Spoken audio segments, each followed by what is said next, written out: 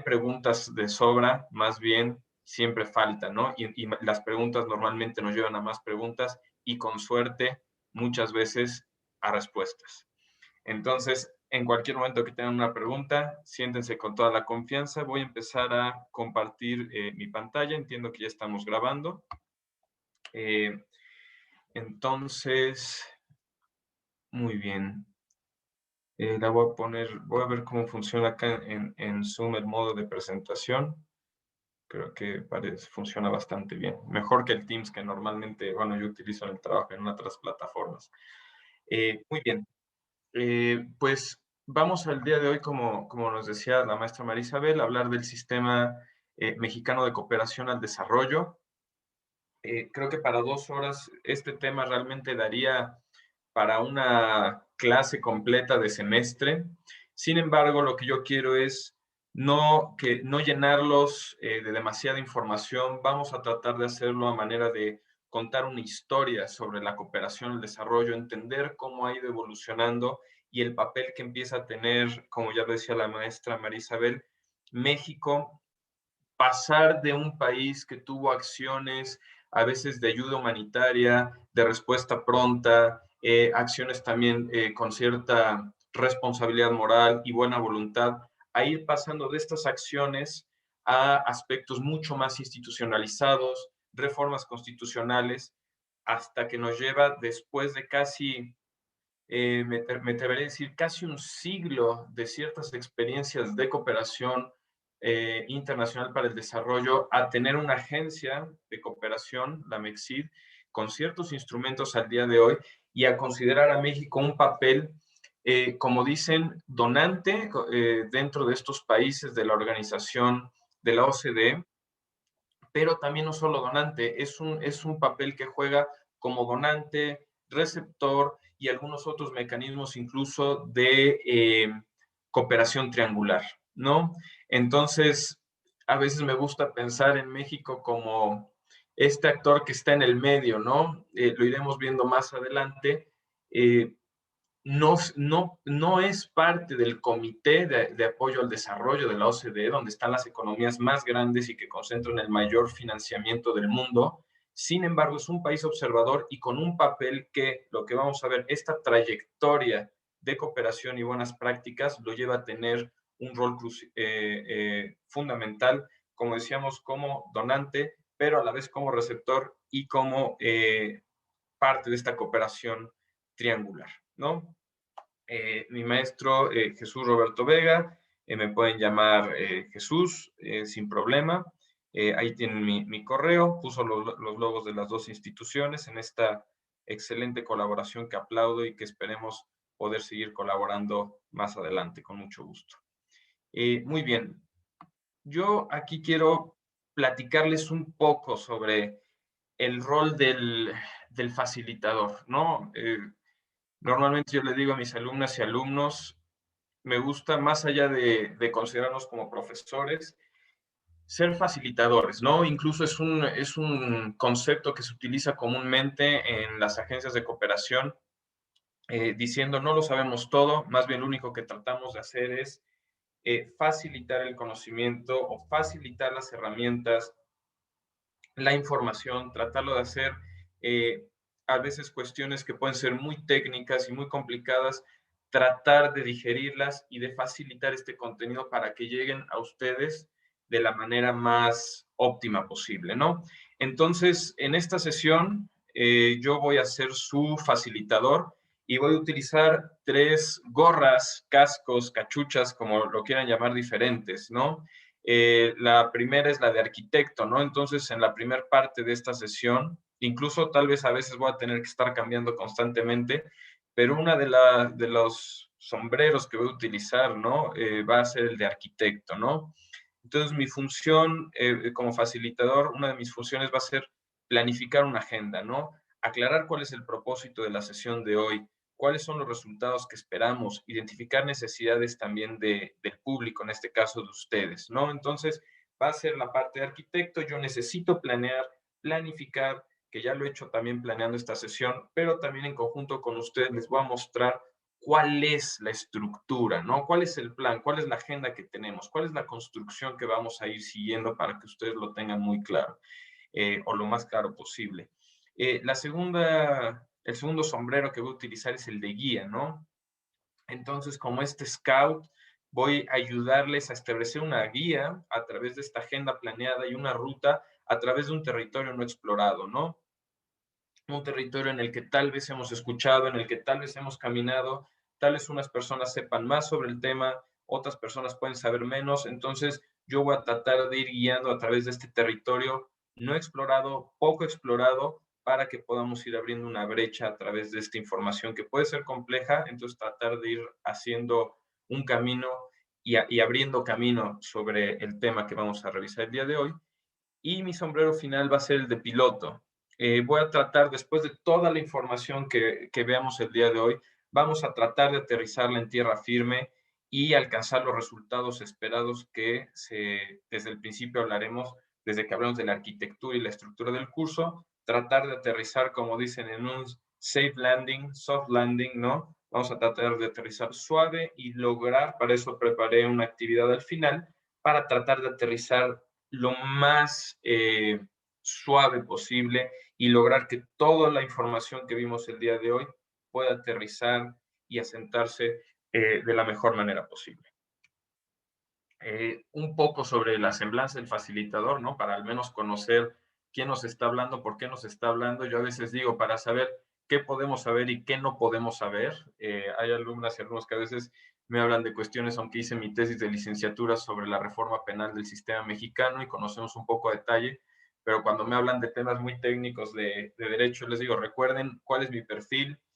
Hay áreas en las que, por supuesto, conocemos y nos especializamos un poco más, hay otras áreas en las que no. Entonces, los temas que conocemos y no conocemos, al menos saber cuál es nuestro perfil y por dónde podemos abordar o ayudar a aclarar ciertos temas, ¿no?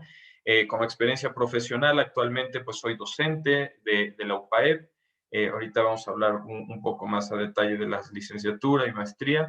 Soy docente en la UPAEP y también trabajo actualmente en la Agencia Alemana de Cooperación al Desarrollo Sustentable, la GIZ, en México, en un programa que hablaré como un caso de cooperación para México como receptor de apoyo internacional. Entonces estoy como asesor técnico en la GIZ para México, específicamente para la ciudad de Puebla, en un proyecto de migración.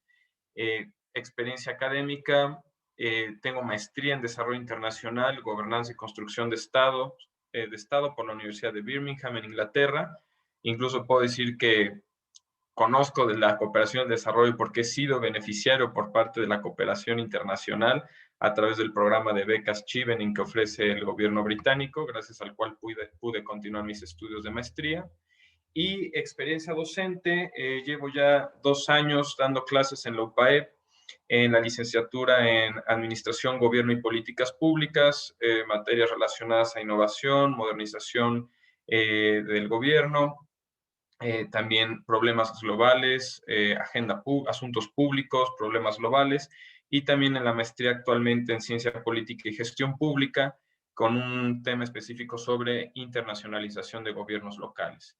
Tengo 4 años de experiencia en el sector público, en academia, entonces esto ayuda a que pueda también, con mi visión internacional, fusionarla con mi experiencia como funcionario público. Entonces fusionamos políticas para el desarrollo que normalmente tienen mucha coincidencia, incluso en los ciclos, conforme desde su parte de definición, desde su parte de implementación, evaluación, análisis de prefactibilidad, el ciclo de los proyectos para el desarrollo y el ciclo de las políticas públicas, de una u de otra forma, funcionan de manera, no voy a decir igual, pero similar, e incluso muchas veces las políticas públicas son muy estratégicas a la hora de definir proyectos para el desarrollo, principalmente cuando se busca de una manera clara evaluar la eficiencia y la eficacia de muchas de las políticas que se pretenden aterrizar en lo local. Entonces, un poco de mi perfil. Y en este momento me empiezo a poner mi casco de arquitecto. La estructura del curso, el objetivo 1 será abordar los aspectos generales del ecosistema mexicano, ¿no? Vamos a tratar de que ustedes en esta clase puedan entender cómo funciona el sistema mexicano para la cooperación internacional de desarrollo, cómo ha evolucionado, cómo se ha ido institucionalizando, y el otro, el rol también que tiene México dentro de la OCDE y en general en la comunidad internacional, y cuál es su rol para la cooperación al desarrollo. Ya adelanté un poco, tiene un rol bastante interesante y complejo como receptor de desarrollo, como donante y también en ciertas estrategias de cooperación triangular, que suena complejo, pero lo vamos a tratar de aterrizar de manera lo más clara posible. La estructura, vamos a ver 4 temas principales. Un preámbulo de la cooperación internacional en México, va a ser algunos casos históricos muy breves, nada más para tener un poco de contexto de cómo fue evolucionando la cooperación para el desarrollo en México. El tema 2 ya va a ser cómo se fue construyendo de manera institucional, específicamente en 2011. También hubo una reforma por ahí en el 98 y en otros años, en el 88, pero principalmente en el 2011 con la llegada de la Agencia de Cooperación, de la Agencia Mexicana para la Cooperación y el Desarrollo. Entonces, cómo estas acciones se van institucionalizando poco a poco. Posteriormente veremos el papel que tiene en todo el financiamiento como donante y en la financiación al desarrollo. Y después algunos aspectos de México, no solo como receptor, también como donante y en otras áreas que tiene con ejemplos claros o muy concretos que nos tratarán de ayudar a aterrizar la temática. Muy bien. A partir de ahora, cambio de gorra, me pongo la de explorador y trataremos de ir abriendo brecha en esta temática que veremos el día de hoy. Primero que nada, el preámbulo, como decíamos, y aquí pongo una imagen con banderas de distintos países y el símbolo de la MEXID en el centro. Vamos a ir viendo, de manera adelantando un poco, cómo estas acciones de cooperación internacional y ayuda humanitaria que tuvo México, principalmente en el siglo XX, son poco conocidas incluso para México, pero sin embargo fueron los antecedentes para la construcción de un sistema formal e institucional de cooperación internacional para el desarrollo en México. Aquí vemos algunas cuestiones. Les debo confesar que cuando estuve repasando algunos temas, vi muchas acciones que yo no conocía que había hecho México y me parecieron muy interesantes, como esta Revolución Verde que vamos a ver más adelante. Por ejemplo, en 1938, vamos a mencionar nada más 4 casos a manera de contexto. En 1938, el gobierno mexicano tiene una petición del gobierno de Bolivia. En ese tiempo ya había un grupo mucho más consolidado de ingenieros mexicanos. Había habido también ya trabajos hidráulicos en México. Bolivia pide apoyo a México para poder trabajar de manera conjunta un proyecto mayúsculo, el cual se concluyó con la cooperación técnica de México y Bolivia, ¿no? Una cooperación conjunta técnica con el apoyo de todos estos grupos y comités de ingenieros mexicanos destinados para asesorar y apoyar toda la construcción de una presa en Bolivia, en Cochabamba, y en 1945 concluye la primera y más grande obra hidráulica de Bolivia hasta ese momento, con la cooperación y el apoyo técnico de México, ¿no? Derivado de este apoyo técnico, esta represa hasta el día de hoy es conocida como, o se llama Represa México. Incluso estaba viendo en noticias recientes que pues ya se decía que llevaba más de 70 años, las compuertas ya están un poco oxidadas, se requería mantenimiento. Entonces, sí, por supuesto que también hay que darse mantenimiento a los proyectos y tal vez sería interesante retomar esta cooperación técnica Bolivia-México y darle mantenimiento a esta presa que en conjunto y por la buena voluntad de ambos países logró ser en ese momento el proyecto hidráulico más grande del país. Otra acción, el terremoto en 1939 que devastó Chile, y México hizo varias acciones para tratar de, en solidaridad con el país, ¿no? Entre ellas, por ejemplo, la Lotería Nacional, todo el dinero que se recaudaba fue destinado para apoyo a nuestros connacionales chilenos.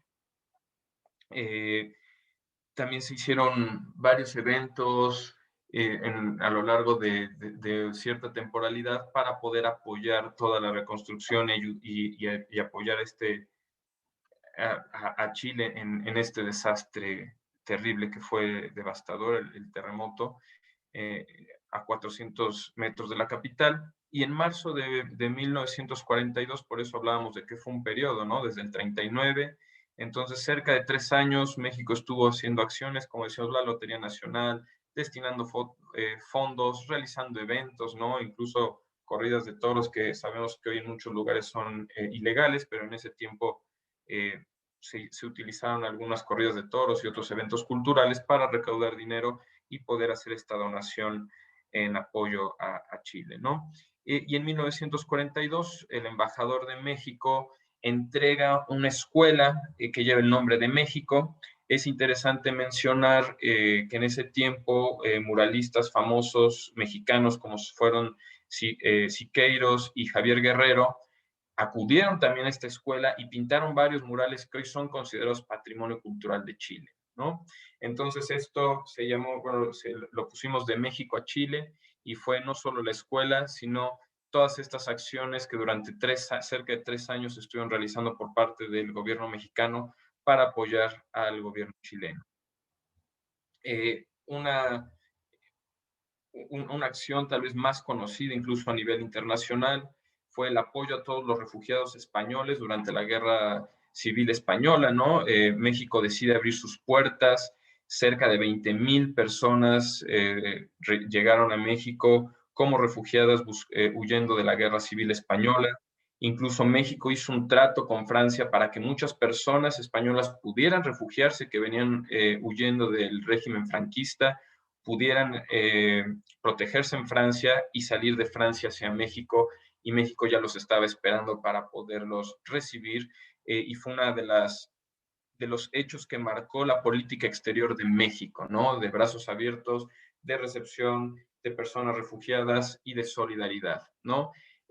Incluso 460 menores fueron llevados a la capital michoacana, se buscó un lugar más propicio para ellos, y el gobierno se encargó completamente de su traslado, manutención e incluso de su educación, ¿no?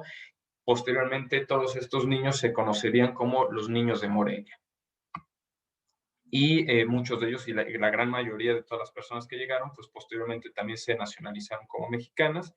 Y la Revolución Verde, ya a casi finales de la Segunda Guerra Mundial, bueno, en plena Guerra Mundial, empezó a haber un proceso muy acelerado del crecimiento de la población mexicana, que incluso llevó a generar a que peligrara, ¿no?, la seguridad alimentaria de México, ¿no?, por este crecimiento poblacional.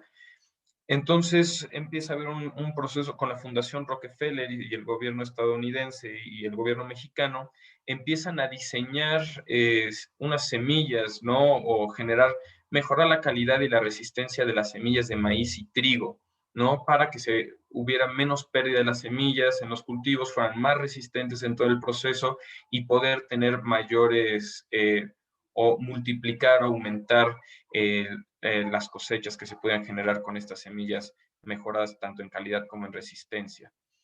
México logra así la autosuficiencia alimentaria a través de estos cereales, ¿no?, y del maíz y el trigo, y incluso se logra esta buena práctica exportar y ayudar a otros países como India, que fue el primer receptor de estas semillas de trigo mexicanas, al igual que Egipto, Irán y otras personas. Entonces esto se le conoció como la Revolución Verde, y a través de estos actos de cooperación, México apoya a otros países que habían estado en una situación similar en la cual peligraba la seguridad alimentaria de su ciudadanía, y México apoyó a través de esta iniciativa con la Fundación Rockefeller en ayudar a que los trigos y cereales pudieran ser más resistentes, de mejor calidad y por lo tanto aumentar la productividad. Nos vamos a brincar ahora hasta los años 80, en la cual hay una crisis humanitaria sin precedentes. Estamos hablando ya finales de la Guerra Fría. Hay guerras civiles en Nicaragua, Guatemala, El Salvador. Recordar también que estaba también en toda esta guerra con el grupo de los Contras. y situaciones que fueron, detonaron una crisis humanitaria sin precedentes, y en muchos escritos se habla, hacen como esta referencia como similar a un éxodo, ¿no? De muchas personas eh, llegando a la frontera sur de México, y es un momento crítico porque en así como fue la parte con los refugiados españoles, en ese momento hablamos de 20,000, aquí hablamos cerca de 40,000 personas que están llegando de Nicaragua, Guatemala, El Salvador, a las fronteras sur de México, y México realmente ahí se pone a prueba muchas de sus capacidades institucionales. Empiezan a recibir a las personas, México crea a la Comisión Mexicana de Asistencia a Refugiados, la COMAR, que hoy es una institución fundamental, muy valiosa para toda la asistencia humanitaria de personas refugiadas y solicitantes de asilo que también han estado llegando con las caravanas. Es en los años 80 cuando se crea esta comisión, y entonces se empiezan a lograr recibir a todas estas 40,000 personas que iban llegando.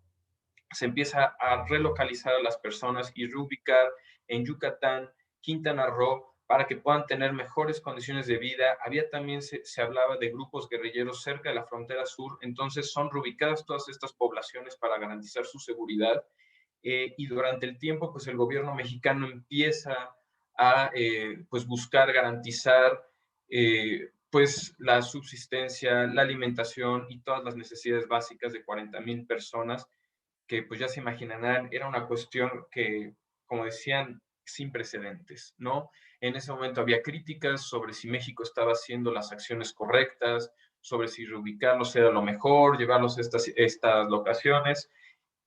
Analizando algunos expertos, a pesar de que hubo críticas de todos estos procesos, viendo hacia atrás dicen que, pues considerando la situación que se está viviendo en ese momento y la pronta respuesta que se requería, posiblemente México tuvo, si no fue todo perfecto, ¿no? Pero al menos se tomaron las mejores decisiones en el momento, ¿no? Se logró establecer la situación, incluso 10,000 personas decidieron quedarse en México y fueron naturalizadas, y el resto fueron regresando una vez que la guerra civil había terminado en sus países, fueron regresando con apoyo de autoridades mexicanas, de las autoridades en una cooperación internacional y estrecha comunicación entre México, El Salvador, Nicaragua y Guatemala, y poco a poco ayudando para que pudieran regresar con sus familias a sus ciudades, a sus comunidades de manera segura, ¿no? Y como decíamos, mientras que por otro lado 10,000 personas decidieron quedarse en México, y el gobierno mexicano ofreció recibirlos y iniciar los procesos de naturalización.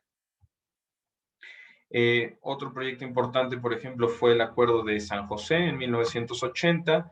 Fue un programa de cooperación energética entre México y Venezuela para atender el consumo petrolero de los países de la región, incluso apoyar en su financiamiento. Hubieron 11 países de Centroamérica y el Caribe beneficiados por este pacto firmado por Venezuela y México en Costa Rica, la ciudad de San José en Costa Rica. Y otro mecanismo de Tuxtla, en el cual, como podemos ver acá, desde el 91 hasta el 2017, toda esta cooperación, ¿no?, que se detonó mucho por la crisis humanitaria, y que México fue viendo que era muy necesario mantener esta relación, toda la comunicación que se dio desde la llegada a la crisis humanitaria de personas de El Salvador, Guatemala, Honduras, y toda la comunicación estrecha entre los gobiernos para su regreso, logró abrir puertas, canales de comunicación que poco a poco se fueron institucionalizando, ¿no? Hasta el punto, por ejemplo, que se creó también en el 91 la Cumbre en México, Centroamérica, en Tuxtla Gutiérrez, Chiapas, con la presencia de México, Costa Rica, El Salvador, Guatemala, Honduras y Nicaragua. Se suscribieron a este programa de cooperación. Vemos que ha seguido todavía recientemente con constantes cumbres, etcétera, y continuando con proyectos estructurando áreas económicas, técnicos, científicas, educativas y culturales. Entonces, esto solo es para poner entender cómo ha habido ciertas acciones que a veces eran a petición y que el gobierno mexicano reaccionaba, otras por crisis humanitarias, pero eran muchas veces por buena voluntad, por una especie de responsabilidad moral, y también por resolver una situación de crisis que se tenía que resolver de manera pronta y a veces un poco reactiva, ¿no? Sin embargo, todo esto fue sirviendo como lecciones aprendidas hasta el momento en el que el gobierno mexicano decidió que era hora, ¿no? Y en 1998 decide crear el IMEXIN como un órgano desconcentrado de la Secretaría de Relaciones Exteriores, pero siendo sí un punto focal responsable del diseño y la conducción de la política mexicana en materia de cooperación y desarrollo, ¿no? Este instituto tenía dos objetivos principales, era coordinar todos los esfuerzos y centralizarlos, darle cierto orden, cierta organización a todos los esfuerzos de cooperación internacional que tuvieran que ver con México, hacia México y desde México, ¿no? Y también hacer más eficientes la canalización de los recursos, ¿no? Vemos que ya había empezado a haber también flujos económicos y apoyo económico también por parte de México, principalmente a países de Centroamérica. Entonces también es momento cuando dicen, bueno, ya no se pueden tener solo acciones aisladas, es necesario crear este instituto y que este instituto sea quien esté llevando la política, teniendo más orden de los recursos que entran, que salen, y entonces ya esto es el primer paso hacia una institucionalización de la cooperación mexicana, ¿no? Y va a dar las bases para lo que hoy conocemos también como el Sistema de Cooperación Internacional para el Desarrollo de México. Hasta aquí no sé si alguien tenga alguna pregunta, señalamiento, corrección, duda, comentario. Bueno, como decíamos, todos estos fueron pasos para poder ya construir el Sistema Mexicano de Cooperación Internacional para el Desarrollo, por sus siglas, el SID.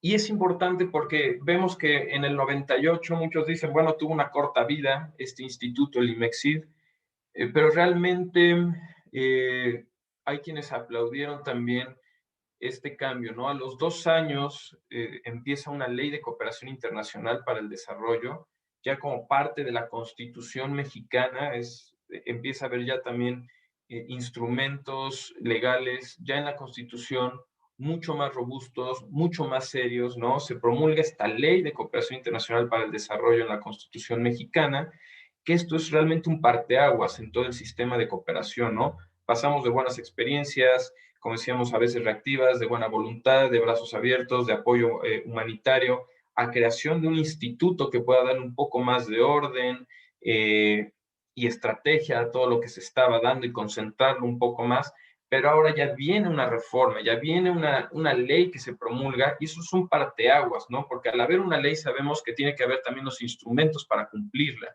Entonces, esta ley lleva a hacer cambios fundamentales en el sistema institucional mexicano y a darle una visibilidad. Ya lo tenía con el IMEXID, pero ya no solo es que sea visible la cooperación y que sea institucional, esto ya lo hace además con instrumentos, le da responsabilidades, le da capacidades, le da herramientas, lo ordena de manera, ordena sus instrumentos, sus herramientas, le da y también eh, eh, apuntala a México como en este carácter dual que ya habíamos hablado, ¿no? Es decir, como receptor y oferente de cooperación para el desarrollo, ¿no? Entonces, como decíamos, ante una ley tiene que haber instrumentos que garanticen que se esté cumpliendo la ley de la Constitución, ¿no? Entonces, hay 5 elementos principales que sustentan el Sistema Mexicano de Cooperación Internacional para el Desarrollo. El primero de estos es la Ley de Cooperación Internacional para el Desarrollo, de la que ya hablamos, que permite ordenar, generar las herramientas y los instrumentos para poder cumplir y crear este sistema de cooperación y desarrollo de manera institucional, ¿no? Con ello, se decide también crear la MEXID, la Agencia Mexicana de Cooperación Internacional para el Desarrollo, y esto permite también, y no solo permite, genera una reestructuración en todos los ordenamientos internos que existían en ese momento en la Secretaría de Relaciones Exteriores. Se tiene que reformular varios reglamentos internos, se tiene que estipular ahí en los reglamentos internos la creación de la agencia, cuáles van a ser sus alcances, cuáles van a ser sus responsabilidades, y se hace una reestructuración administrativa, ¿no?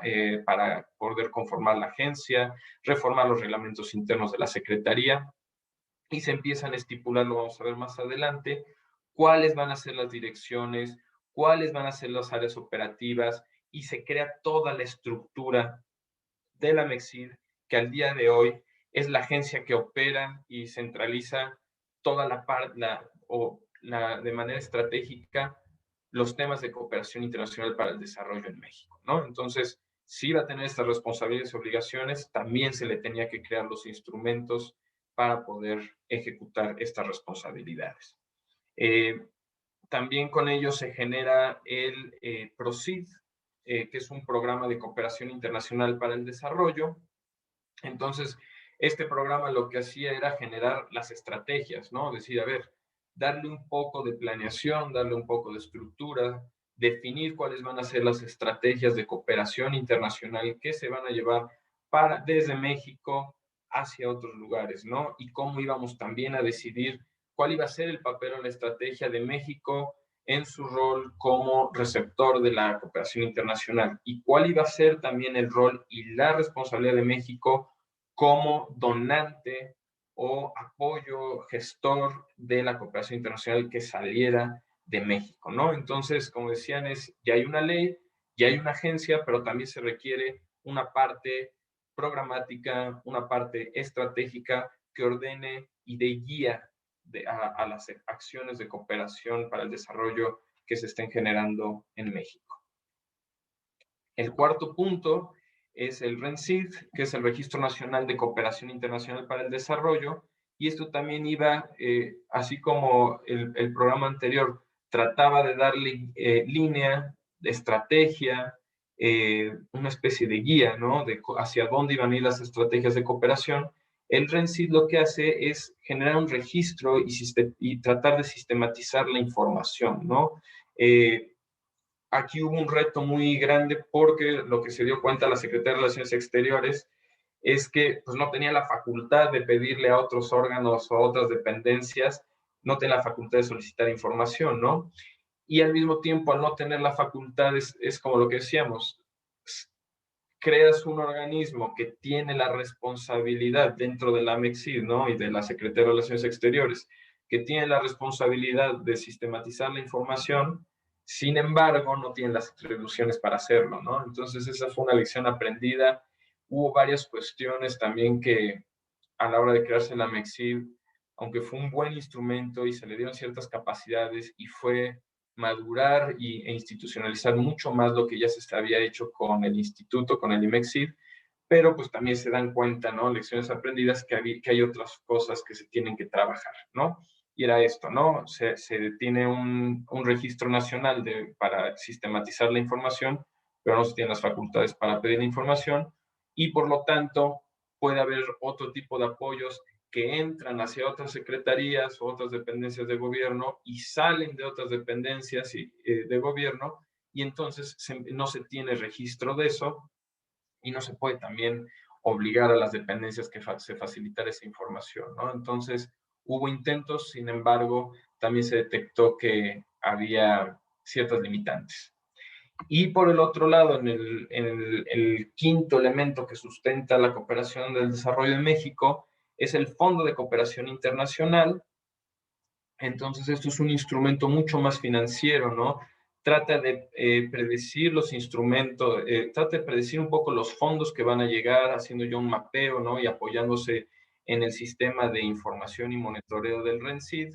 Entonces, para saber más o menos cuántos fondos están llegando, cuántos fondos se están destinando para la cooperación internacional de desarrollo desde México, y entonces tratan de ya empezar a hacer un presupuesto, una programación programática financiera de cuánto normalmente se tiene que destinar, ¿no?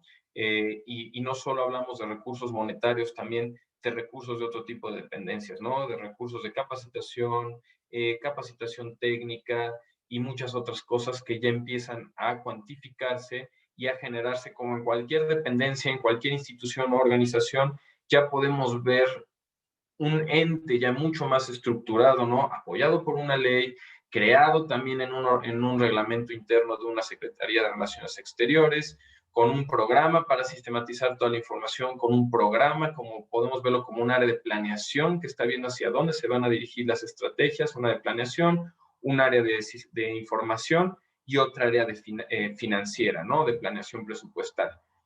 3 elementos muy importantes para poderle dar un orden, para poderle dar cierta estructura y forma a una cooperación ya institucionalizada por Constitución y además con toda la parte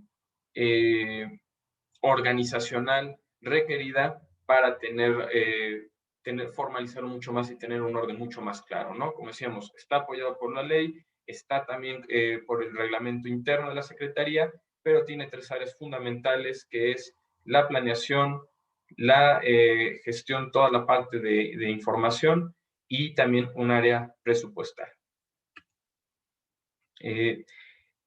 Hablando ya de la creación de la MEXID y de cuáles son sus 5 pilares, por decirlo así, fundamentales que la sostienen. También hablamos, por ejemplo, las atribuciones específicas ya también ahora la MEXID tiene que abordar cualquier tema y todos los temas relacionados con la cooperación internacional para el desarrollo que involucren a México, ¿no? Entonces, los temas de cooperación ya lo iremos viendo ahorita desde mi posición y desde el trabajo que realizo desde la Agencia de Cooperación Alemana para el Desarrollo, pues muchos de los acuerdos se tienen que generar a través de la Secretaría de Relaciones Exteriores, aunque haya otras áreas que las operen, ¿no? Pero tienen que pasar por la Secretaría de Relaciones Exteriores y por lo tanto por la MEXID, ¿no? Vamos a ver algunos programas que se están trabajando o que se han estado trabajando de manera directa con la MEXID, pero realmente es la MEXID quien está y por quien tiene que pasar cualquier asunto de cooperación internacional para el desarrollo, ¿no?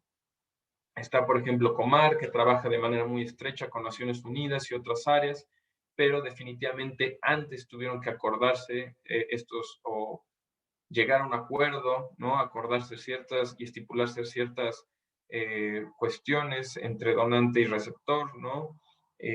Pero todo esto pasa por la Secretaría de Relaciones Exteriores, por la MEXID, y es ahí el órgano, como decíamos, es el filtro fundamental, ¿no? Todo lo que pasa por su área de información, toda esta información y todos estos acuerdos tienen que pasar por la autorización institucional del gobierno mexicano, registrarse, estar dentro de una planeación y empatarse con los programas que el gobierno mexicano tiene, ¿no? Y también irse generando y cuantificando en un presupuesto. Y a través de la MEXI también México ofrece y recibe cooperación para el desarrollo, particularmente en Centroamérica y el Caribe, ¿no? Vamos a ver y hablar de que la mayor parte de las acciones de cooperación para el desarrollo que salen desde México van dirigidas principalmente a Centroamérica y el Caribe, ¿no? Y ya hablaremos también de cuáles son los países principalmente donde llega también el apoyo a México, ¿no? Aquí vemos, por ejemplo, algunas áreas específicas. ¿Se acuerdan que el IMEXID, parte de sus objetivos era pues darle cierta estrategia y darle también cierta eficacia al uso de los recursos, no era de manera general? Ahora es mucho más formal, es más institucional, incluso es por obligación, por ley, ¿no? Entonces vemos también ya 7 acciones mucho más concretas de la MEXID, ¿no? Que es genera una política de cooperación internacional para el desarrollo desde su área estratégica y de planeación, generar también una cooperación técnica y científica. Ya vimos que principalmente a Centroamérica y el Caribe, una cooperación también con Mesoamérica y el Caribe normalmente, ¿no? Que sabemos que es hacia donde se canalizan principalmente todos los recursos y los esfuerzos de cooperación internacional desde México, cooperación académica, que ha sido fundamental, tampoco se mencionó anteriormente, bueno, se mencionó la escuela, ¿no? Como antes de estas acciones históricas, en Chile también hubo acciones donde México generó unas escuelas en donde podían llevarse, decían que era el éxito de este programa, que incluso ganó un premio en Milán, era que pudieran llevarse escuelas de manera muy fácil, ¿no? Y que incluso las estructuras podían llevarse, como decían, a lomo de burro, incluso por una panga, y eso era para cualquier parte del territorio mexicano, que es muy montañoso, ¿no? Y el clima es muy cambiante, y lo mismo replicarse hacia Centroamérica y Sudamérica, ¿no? Que fueran ligeras, que fueran fácil transportar y que pudieran llegar a cualquier lugar por más remoto que fuera, poderse ensamblar ahí, construirse con un techo más ligero. Entonces fue uno de los programas que se realizaron durante el siglo XX, y podemos ver que la parte técnica y científica, académica y la ayuda humanitaria han sido desde el siglo XX ciertas características que han estado muy presentes en la cooperación que ha realizado México hacia el exterior. También está, como decíamos, bueno, ayuda humanitaria, que ya hemos visto algunos ejemplos muy concretos, la promoción y la cultural y turística, también programas culturales, llevar también ciertos aspectos académicos, culturales, turísticos a otros países, ¿no? Y promoverlos, y pues también la promoción económica. Aquí vemos también estos símbolos, ¿no?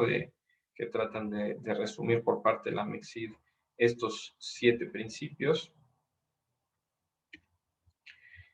Y también la MEXID participa en varios procesos, organismos y foros internacionales en los que se analizan las problemáticas del desarrollo y los retos que la cooperación al desarrollo enfrenta, ¿no? Entonces, la MEXID ya ha tenido, se puede rastrear desde las relaciones exteriores, no nos vamos a meter demasiado eso, pero México tuvo también en la Sociedad de Naciones un papel importante, tuvo también en su constitución algunos principios derivado de algunos conflictos armados, derivado de toda la situación de crisis humanitaria que pasaron los países como El Salvador, Guatemala y Honduras, en donde México también empezó a tener, al estar involucrado en estos procesos de cooperación, el tema de paz y seguridad fue también una constante. Entonces han sido temas, ¿no? El apoyo a personas refugiadas, como hemos visto, de España, de Honduras, de Guatemala, de El Salvador, en diferentes épocas y momentos de la historia. Entonces, también la MEXID empieza a ser un mecanismo que da continuidad a todos esos apoyos, ¿no? A definir y participar de manera activa en muchos de estos procesos internacionales, foros internacionales, destacando, por ejemplo, la participación en la Alianza Global para la Cooperación y el Eficaz Desarrollo, la Agenda 2030, se hablaba que también tuvo un papel muy importante la MEXID en la definición de los objetivos del milenio de Naciones Unidas, y actualmente también trabaja de manera muy estrecha para cumplir los objetivos de la Agenda 2030. Incluso les puedo compartir en un momento por el chat un programa que se está llevando desde la Agencia de Cooperación Alemana con Cancillería, con la Agenda 2030.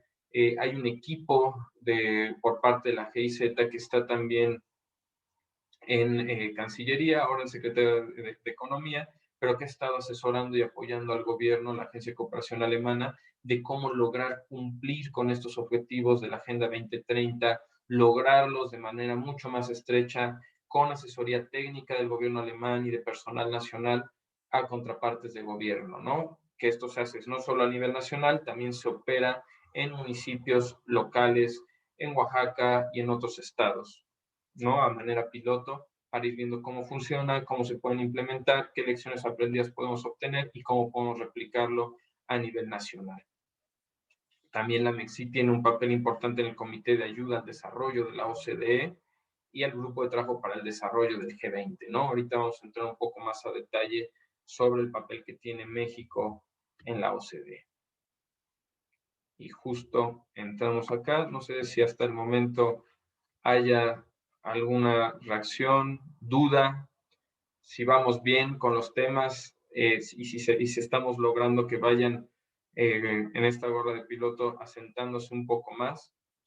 Maestra Marisabel, a todas las estudiantes y estudiantes. Laura, veo que tienes la mano levantada. Adelante. Buenos días, profe. Una pregunta, ¿por qué crees que de pronto no se ha podido visibilizar ese rol de la cooperación por parte de México? ¿Por qué no se ha tenido en cuenta? Tú mismo decías que estabas como sorprendido de algunos procesos, porque de pronto no se destacan esos procesos de cooperación. Sí, yo creo en esta parte es interesante. Cuando hice mi tesis de maestría, justo tuve la oportunidad de entrevistar a algunas personas de la Secretaría de Relaciones Exteriores, en ese momento quien estaba como embajador de México en Estados Unidos, algunas personas que trabajaban con organizaciones de cooperación y desarrollo. Fue interesante algunos hallazgos que tuvimos, ¿no? Y hablando también con ex embajadores y personal que estuvo en la Secretaría de Relaciones Exteriores, lo que nos dicen es, la Mexid fue un paso muy importante para México. La situación, y eso es un juicio personal, ¿no? Tratando de responder a tu pregunta, Laura, y con información que he obtenido de funcionarios que han estado de manera muy cercana a Relaciones Exteriores y a la Mexid, parece que hace falta, ya está institucionalizado, ya está creada, incluso por ley, pero muchas veces ya hay funcionarios que están a cargo de ciertos proyectos normales y además se les encargan cosas de Amexid. Lo que dicen es, la Amexid necesita mayor personal, hay funcionarios excelentes, pero parece que se requiere como una política mucho más, yo diría, y es mi opinión, tal vez como un poco más particular, ¿no? O más propia de la Mexid, ¿no? A veces la Mexid trata de atender muchos casos, hay muchos funcionarios que se suman a los temas que ya de por sí tienen temas que están tratando en paralelo. Entonces parecería como que la Mexid está recibiendo muchas cosas, tratando de estructurarlos, tratando de accionarlos, pero yo creo que México también su rol ha ido cambiando mucho y creo que en la medida en que México logre formalizar más y entender más su papel que tiene y que a veces lo ven más en el extranjero, el rol que tiene México como el país de habla hispana más grande del mundo, ¿no? Con estas lecciones aprendidas, con estas relaciones de cooperación hacia Centroamérica y con Sudamérica, parece que le hace falta tener como un papel mucho más formal, ¿no? Siento que está a veces en la media entre recibo apoyo, pero a la vez también doy apoyo y hago cooperación triangular, como que es, como si fuera una especie de problema de identidad, ¿no? En el cual México tiene muchos problemas también internos y sociales, muchas cuestiones, por ejemplo, de lucha contra la pobreza, de repente empieza a llegar un número importante de personas solicitantes de asilo y México no se da abasto. Entonces parece que es un rol en el cual de repente México está tratando de reaccionar contra sus propios temas, de repente también está apoyando a otros países con sus temas, a veces es receptor, a veces es también donante, hace uso de su cooperación triangular. Entonces yo creo que en la medida de que México vaya asumiendo más ese rol que tiene, ¿no? Más allá de solo institucionalizarlo, más allá de solo tener instrumentos, crecer ese papel que tiene hacia el exterior como un país responsable y como un país estratégico para la región en la cooperación para el desarrollo. Los países que están en el CAD, ¿no? En el Comité de Ayuda para el Desarrollo, de Asistencia para el Desarrollo, ven a México en ese rol, pero a veces pareciera que México no lo asume del todo. Esa sería mi opinión, ¿no?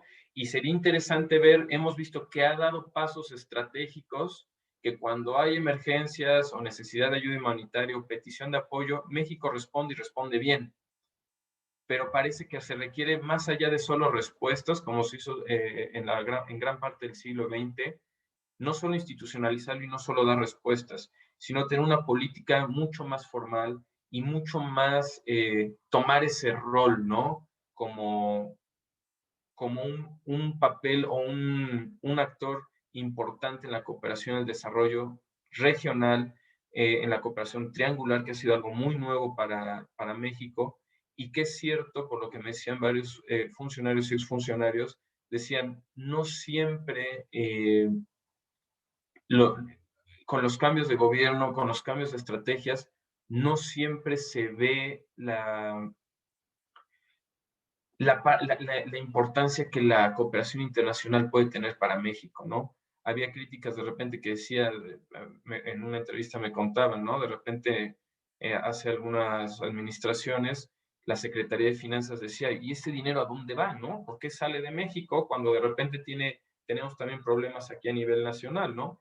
Y es lo que muchas personas en la Secretaría de Relaciones había como estas diferencias entre Secretaría de Hacienda, Secretaría de Finanzas, Relaciones Exteriores en decir, es que es un instrumento de política exterior. Está en la ley y nosotros tenemos que utilizarlo porque también esto ayuda a darle forma y a canalizar cuál va a ser la identidad de México en su política hacia el exterior. Entonces creo que falta un poco más definir, asumir ese papel, madurarlo un poco más y trabajarlo, no solo estructurarlo, sino trabajarlo de manera real, ¿no? Y que México, así como otros países ven el rol que tiene México, que México también lo asuma de manera más proactiva. No sé si con eso resuelve un poco tu duda, Laura. Sí, muy claro, gracias.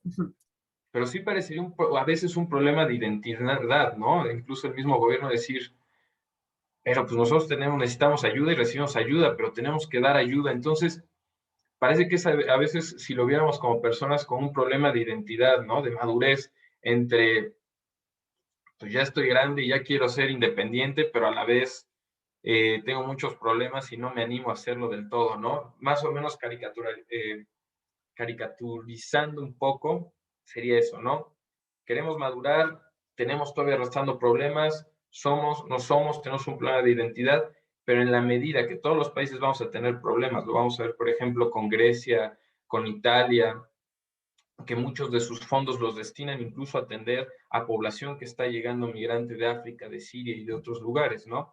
Pero ellos asumen su responsabilidad. Dicen, tenemos muchos problemas, pero los vamos a atender, ¿no? México puede tomar también o seguir una postura similar en decir, ok, hay crisis humanitarias otra vez, hay crisis, hubo una política de Trump muy fuerte hacia la migración, están retornando y deportando muchas personas mexicanas de Centroamérica y Sudamérica, muchas están llegando directamente a México. ¿Cuál es mi rol en esta situación? ¿No? ¿Qué voy a hacer al respecto? ¿Cuál es mi papel? Y a veces México lo quiere tomar o a veces también lo presionan para que lo tome, ¿no? Entonces yo creo que es ese proceso en el tengo mis problemas, quiero madurar, y estamos en ese camino. Así lo trataría yo de resumir. Eh, y hablando ya entrando a la OCDE y platicando un poco de la Organización para la Cooperación y el Desarrollo Económico, la OCDE, con base en París, es un organismo internacional. Cuando hablamos de temas económicos, Banco Mundial, OCDE son de los referentes, ¿no? Por los estudios, por el tecnicismo. Yo a veces les digo a mis alumnas y a mis alumnos, pues son como estas áreas técnicas, como así cuando hablamos de políticas públicas, ¿no? Y hay un área, hay institutos especializados que son muy técnicos, que son, pues yo creo que, por ejemplo, la OCDE, Banco Mundial, CEPAL, pueden ser de estas organizaciones que están generando indicadores, que están generando mediciones, que están constantemente haciendo mediciones y apoyando y generando iniciativas para mejorar el bienestar económico y social de las personas. Pero sí podemos entender a la OCDE como un organismo sumamente técnico cuya función es, como decíamos, es mejorar el bienestar económico y social de las personas en otros países, ¿no? Fue creada en 1961, como les digo, con sede en París y actualmente el secretario mexicano, con un equipo también cercano de personas mexicanas y de todo el mundo, ¿no? Pero es interesante, Gurría, que fue también secretario de Hacienda con el presidente Zedillo en México, y después es llamado a fungir como presidente de la OCDE.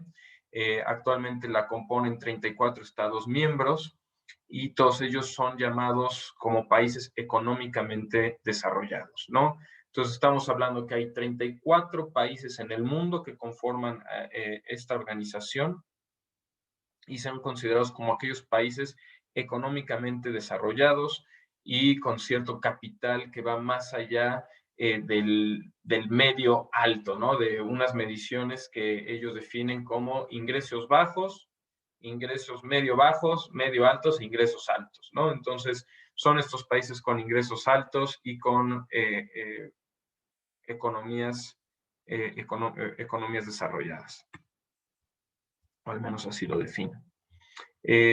Dentro de la OCDE hay un comité de ayuda al desarrollo, el CAD, que también, por ejemplo, en este CAD, no todos los países que son miembros de la OCDE forman parte del CAD. Eso es importante mencionarlo. Vimos, hay 34 países miembros, pero de esos 34 hay 28 países que forman parte de este comité. Y este comité es el que, de cierta forma, tiene algunos objetivos, pero este comité, de cierta forma, es quien está monitoreando, evaluando, generando las estrategias de hacia dónde se van a canalizar los fondos de los países con economías más desarrolladas. A mí no me gusta mucho ese término que utilizan de economías desarrolladas. A mí me gustaría o prefiero utilizarlo como economías con mayor concentración de capital, si lo podemos ver así de alguna forma, ¿no? Pero entonces estas economías con mayor concentración de capital, por acuerdos internacionales, incluso una de las reuniones fue en la ciudad de Monterrey, en México, en el 2002. Ahí es donde se acuerda, se constituye este comité y se acuerda que van a intentar que de todo lo que representan estos 28 países, toda la economía que representan estos, la suma de las economías de estos 28 países, se ponen una meta en esta primera reunión en la ciudad de Monterrey, en México, de que 0.7 del PIB de estas economías se va a destinar para aquellos países cuyas necesidades son mayores y ellos dicen, como les digo, no me gusta utilizar el término economías más desarrolladas, menos desarrolladas, pero podemos decir que son economías con menos capacidad financiera, ¿no? Entonces ellos dicen, vamos a tratar de reducir las brechas de desigualdades y de pobreza si nosotros destinamos el 0.7 de nuestro PIB, lo canalizamos a aquellos países con mayor necesidad y menos ingresos per cápita para ayudar y abonar a que puedan desarrollarse y reducir esta brecha, ¿no? Hay cierta corresponsabilidad, tenemos que ser corresponsables del desarrollo, principalmente a estas 28 economías que concentran la mayor parte del capital mundial, es decir, vamos a destinar una parte para aquellas economías con menos capital, menos desarrolladas, para que puedan también, podamos echar a andar estos motores, ¿no? De todo esto, ahorita esos datos no los puse, espero no equivocarme, pero decíamos que más o menos casi arriba del 30%, 35, 37% de estos flujos monetarios van hacia países africanos y decían que muy pocos van hacia América Latina, por ejemplo, ¿no? Entonces había también una crítica de Naciones Unidas, de decir, ahorita vamos a entrar más a detalle, decir, pues es que solo categorizar por el tamaño de las economías, categorizarlos en 4 rubros, ¿no? Países con menos ingresos, ingresos medio bajos, medio altos y altos, no es la solución, no es la respuesta, porque hay muchos países en América Latina que pueden tener economías, como le decíamos, que pueden concentrar mucho capital. En algún momento México hace unos años, casi hace una década, estaba dentro de las 12, 14 economías con mayor concentración de capital, ¿no? Pero por el otro lado, las diferencias sociales eran abismales, ¿no? Teníamos poblaciones, por ejemplo, en los Altos de Chiapas, que tenían más del 90% de la población no tenía acceso a servicios básicos, ni vivienda, ni salud, ni educación, catastrófico, ¿no? Algunas de las comunidades más pobres a nivel mundial estaban en México, ¿no? Y en otros países de América Latina, peor que incluso algunas en África, ¿no? Hablando en términos de indicadores de bienestar. Entonces, decían, no hace sentido, no hace sentido porque que una economía concentre capital y sea desarrollada, entre comillas, con el término que se utiliza, pues no significa que no haya problemas estructurales muy arraigados, o por ejemplo en el caso de China, y ahorita vamos contigo, Brenda, ya vi tu mano. En el caso de China, por ejemplo, China destina 1.4 de su PIB a innovación y desarrollo, no puede destinar más, y era algo de lo que les preocupaba. Yo me acuerdo en algún momento platicaba con algunos académicos de la Universidad de Suzhou en China, nos decían, había varios retos que tenía China, ¿no? Un embargo tecnológico, lograr equiparar dos sistemas, un sistema capitalista en la costa este y un sistema comunista al centro del país. Pero decían, también lo que nos preocupa mucho es si China no logra ayudar a que mucha de su población que vive en extrema pobreza salga de extrema pobreza a pobreza media o aumente sus niveles, ¿no? Mejore sus niveles, supere esos niveles indicadores de pobreza, no puede un país, tiene un país que destinar demasiados recursos institucionales para poder atender a comunidades que están en condiciones de pobreza o en condiciones poco favorables, ¿no? Entonces, hablar de tamaños de economía, como decía Naciones Unidas, es una crítica por parte de la CEPAL decir, esta medición del Banco Mundial y de la CEPAL y de la OCDE, perdón, no convence del todo, ¿no? Porque también hace que hay una diferencia muy grande entre los recursos que hay en América Latina y África, cuando hay poblaciones con problemas que estén en los peores niveles de bienestar, ¿no? Y que no se está viendo reflejado ese apoyo adicional que los países no se dan abasto para poder atender. Brenda, adelante. Buenas tardes ya acá en Colombia. Te quisiera preguntar, digamos, no, pues no sé si tengas esa información o me puedas dar como una visión más amplia.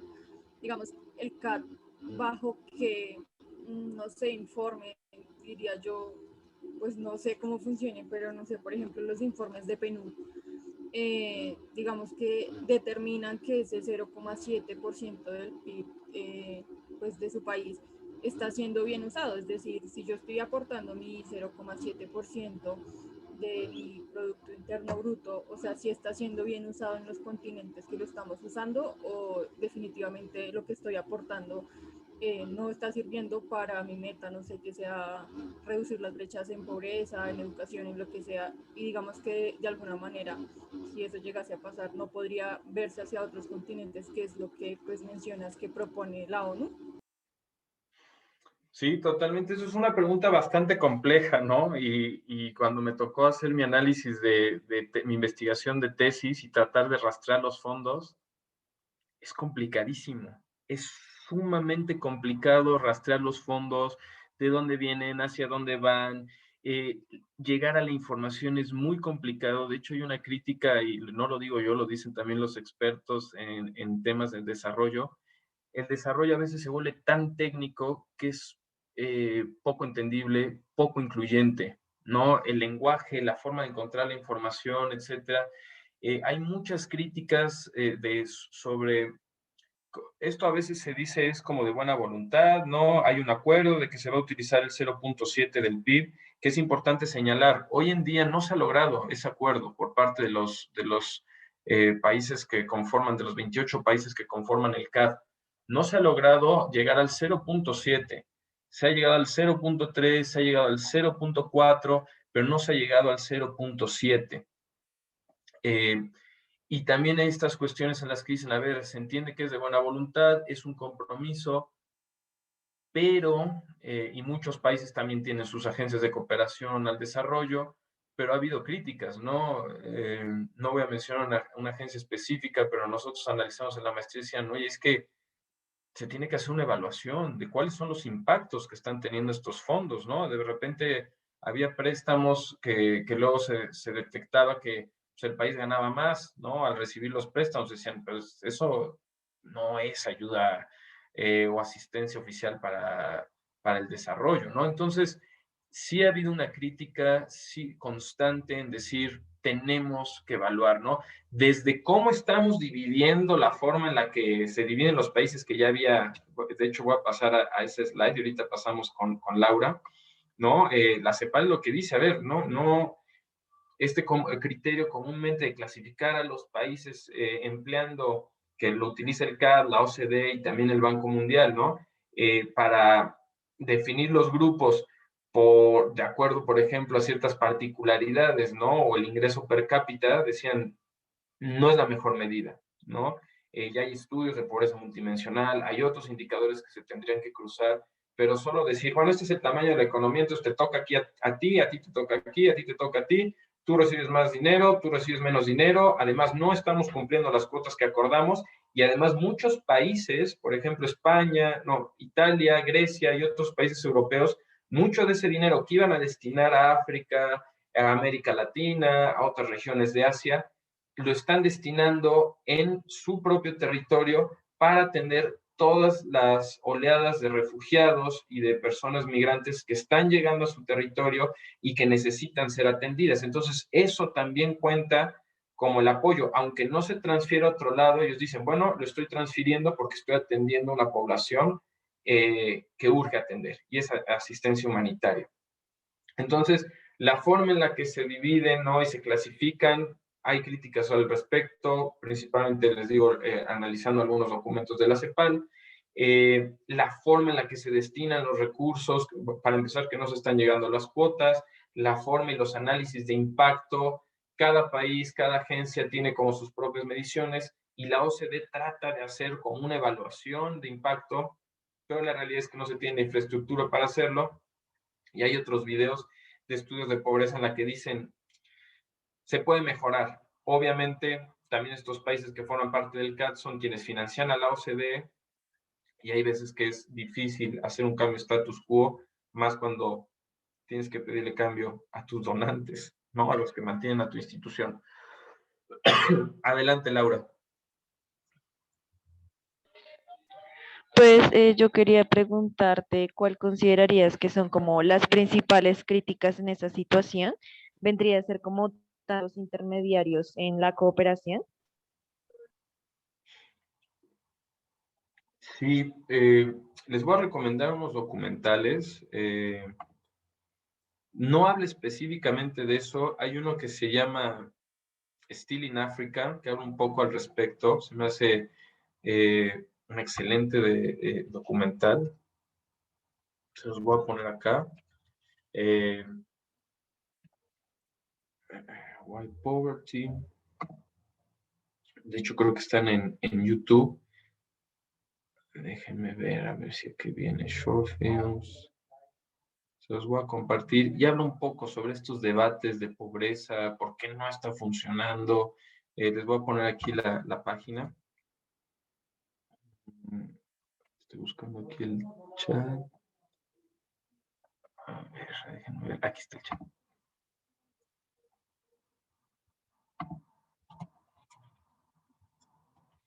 Y ahorita voy a la pregunta de si Colombia está en la OCDE. O sea, sí es. A ver, ahorita les pongo. Es una buena pregunta. Ya se los puse acá en White Poverty. Si ustedes buscan aquí, por ejemplo, los capítulos, educación, impacto, pueden ver aquí varios documentales. Yo les recomiendo igual, si buscan White Poverty, Still in Africa, y ahí hablan de temas muy interesantes de cómo está también funcionando un poco el sistema. Ahí está. Aquí se los voy a poner. De hecho, ya es el documental en YouTube. Ese, a mí me tocó verlo en algún momento también. Yo se los recomiendo mucho también a mis alumnos y alumnos, porque es un documental bastante interesante que abre mucho los ojos de cómo pasan muchas cosas en el sistema internacional, ¿no? Y se empiezan a entender muchas de las críticas al sistema. A ver, estoy tratando de regresar a la sesión y a la presentación. Déjenme ver. Bueno, ¿ustedes siguen viendo mi presentación? Sí, ahí se ve. A ver, estoy tratando de ver, me salí al chat y ya estoy tratando de regresar acá a la presentación. A ver. Ah, ya. Ya, perfecto. Listo, entonces aquí vemos, por ejemplo, miembros del CAD. Por ejemplo, estamos viendo, aquí son normalmente los países considerados países desarrollados, ¿no? Están Australia, Austria, Bélgica, Canadá, Estados Unidos, Italia, Japón, Islandia, Irlanda, Nueva Zelanda, Reino Unido, Polonia, ¿no? Aquí lo interesante es que en este CAD, como decíamos, no todos los países miembros de la OCDE son parte del CAD, ya lo vimos, ¿no? De los 34 países, 28 están en el CAD. En este caso, por ejemplo, son miembros de la OCDE, pero no el CAD, por ejemplo, Chile, Estonia, Hungría, Israel, México y Turquía. Banco Mundial, Fondo Monetario Internacional y el PNUD, el Plan de las Naciones Unidas para el Desarrollo, son observadores, pero no están considerados por el tamaño de su economía como miembros oficiales con voz y voto del CAD. Entonces, por ejemplo, si México entrara al CAD, México ya no puede recibir apoyo para el desarrollo, ¿no? Asistencia para el desarrollo. Entonces, México está de observador, ¿no? Está dentro como de, igual que Chile, Israel, Turquía, está cerca como observador, pero todavía no está en la clasificación. Entonces, sí puede donar por el tamaño de su economía, pero a la vez puede recibir. Entonces, como decíamos, es como ahí un tema de estar entre dos mundos, ¿no? Obviamente no pueden recibir tanto dinero como otros países, ¿no? Que está en la clasificación mucho más necesaria, pero también no reciben dinero, no tanto, pero también están obligados de cierta forma por estos acuerdos a destinar ciertos recursos para la cooperación. Ahorita voy a investigar, eso es muy buena pregunta, no sé si alguien me ayuda a investigar si Colombia es miembro de la OCDE.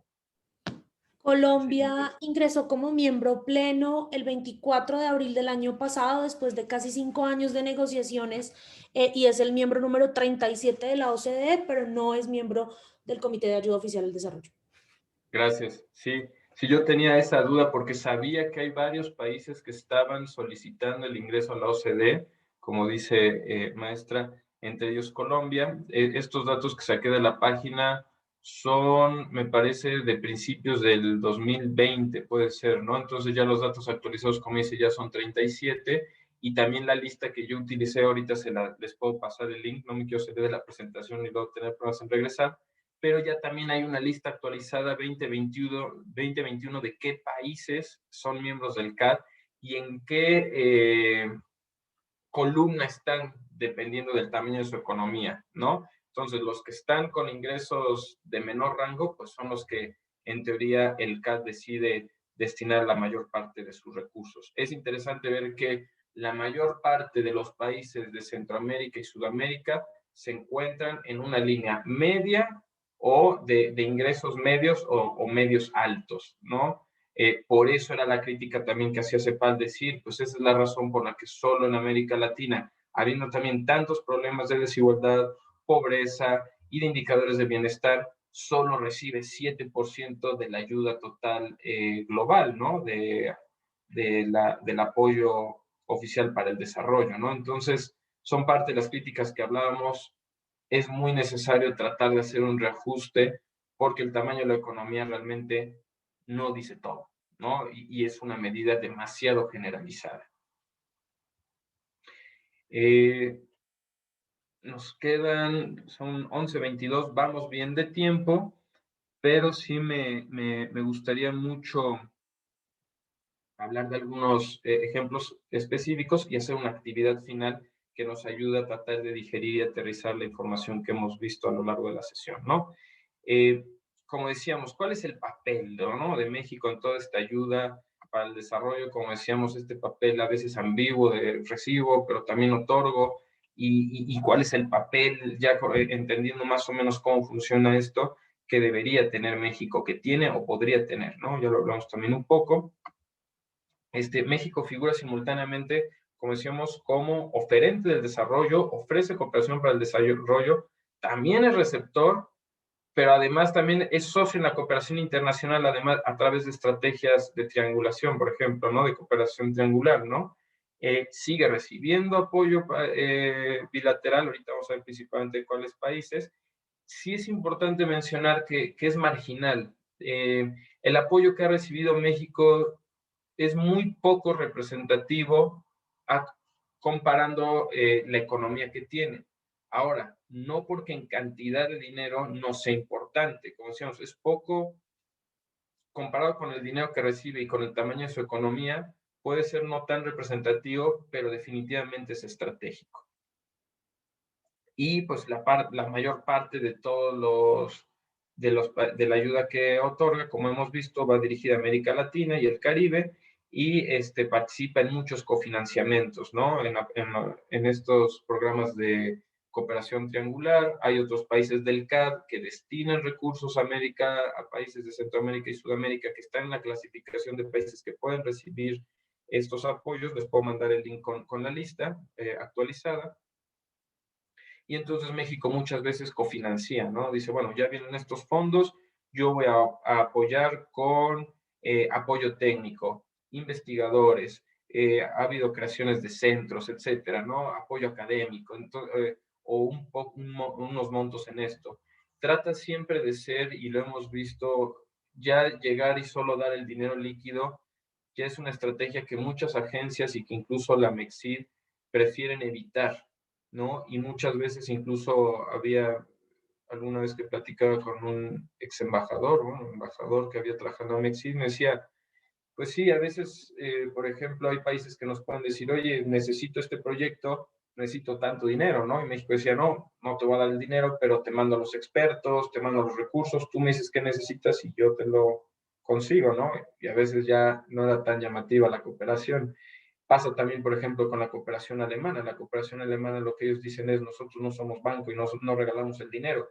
Nosotros tenemos personal contratado, personal experto en el área, personal técnico, y tratamos de ayudar al gobierno no dándole dinero directo, más bien decirle qué necesitas y yo lo busco, ¿no? O trato de buscarlo, o contrato una consultoría, o contrato expertos, o le consigo el equipamiento. Ese tipo de cosas normalmente es como ha ido funcionando más la cooperación para el desarrollo, y también hay estudios, lo iremos viendo, que son muy interesantes, como a mí me impresionó mucho ver gráficas de cómo, por ejemplo, Irak, después de la invasión, a mayor cantidad de recursos que empezó a recibir para su reconstrucción y todo, si Irak estaba, voy a poner un número, no recuerdo exactamente, pero si estaba en los países número 40, ¿no?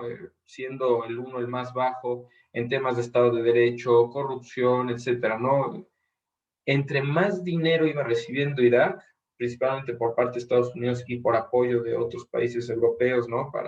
Y del CAD, entre más dinero líquido recibía Irak, sus índices empeoraban de corrupción, de Estado de Derecho, de autoritarismo. Entonces, hay muchos críticos del desarrollo decían,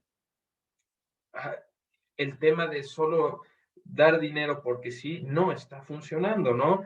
Sí hay estudios que dicen, a ver, sí es muy, todos estos apoyos para el desarrollo sí son útiles cuando hay una crisis humanitaria, ¿no? Que requiere emergencia pronta, en asistencia a refugiados, por ejemplo, ¿no? En casos de una guerra civil, en casos de un desastre natural. Es lo que los expertos concuerdan en que tiene mucho más utilidad, pero también aumentar los flujos a un país sin un análisis, sin una estrategia, muchas veces incluso puede empeorar la situación, ¿no? Entonces también esas son algunas de las críticas, y por eso muchas agencias de desarrollo de los países han preferido no dar el dinero líquido, más bien tener personal, asesorar a los gobiernos, darles acompañamiento, asesoría técnica, equipamiento de lo que necesiten. Dicen, oye, no tengo información de esto, no te preocupes, yo consigo especialistas, consultorías, universidades, yo te hago el estudio, yo lo pago, ¿no?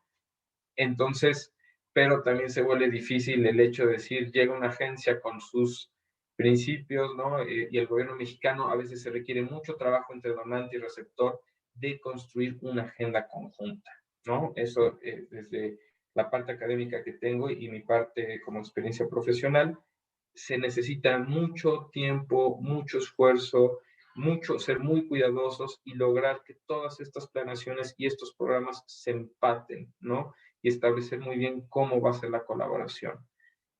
Algún país puede solicitar cierto apoyo, pero la idea es que los países que responden a este apoyo no lleguen con sus líneas, ¿no? O no lleguen con su agenda, o no lleguen con acciones. Tienen que llegar de manera horizontal, la cooperación tiene que ser horizontal y se tiene que construir de manera conjunta. ¿Qué necesitas? ¿Qué te puedo ofrecer? ¿Qué no tienes? ¿Qué tengo? Si no tenemos los dos esto, lo buscamos a través de fondos internacionales o a través de cooperación, pero se tienen que construir apoyos conjuntos. Muchas veces las instituciones de gobierno, y lo vamos a hablar más adelante, dicen, oye, lo que me ofreces está padrísimo, ¿no? La experiencia de colegas que trabajan en áreas de seguridad a nivel federal, dice, está muy padre lo que me ofreces, y la idea que traes está fenomenal, solo tengo un problema, que yo ya tengo un plan operativo. Y esto puede estar muy bien, pero si no empata con mi plan operativo, yo no puedo duplicar funciones o hacer funciones fuera de las áreas que yo ya tengo estipuladas y para las cuales tengo que dar resultados. Brenda. Sí, te iba a preguntar respecto a eso. Pues no sé cómo pueda funcionar, ¿no? Pero digamos que de alguna manera eso de que no se esté dando el dinero, igual entiendo que es por todo, quizá pues la palabra sería robo, que se puede dar al dinero, pero digamos que de alguna manera que no se dé el dinero al país que lo necesita, ¿será eso lo que no contribuye a que el 0,7 del PIB que deben aportar los países no se esté completando? O sea, tu pregunta es que si el hecho de no dar fondos líquidos, que sí se dan, el hecho de no darlos directamente a los países puede estar complicando el hecho de que no se cumpla la cuota del 0,7.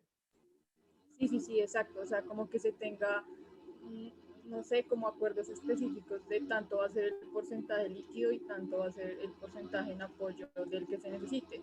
Y que si de alguna manera también, no sé, digo, para no dar, o para no sé, contribuir a una relación directa de mano a mano el dinero, se cree como, no un fondo, pero sí como un espacio en donde se ponga el dinero y se vaya sacando, pues, para la redundancia, el dinero al país que lo necesite, pues para que cumpla con la cuota.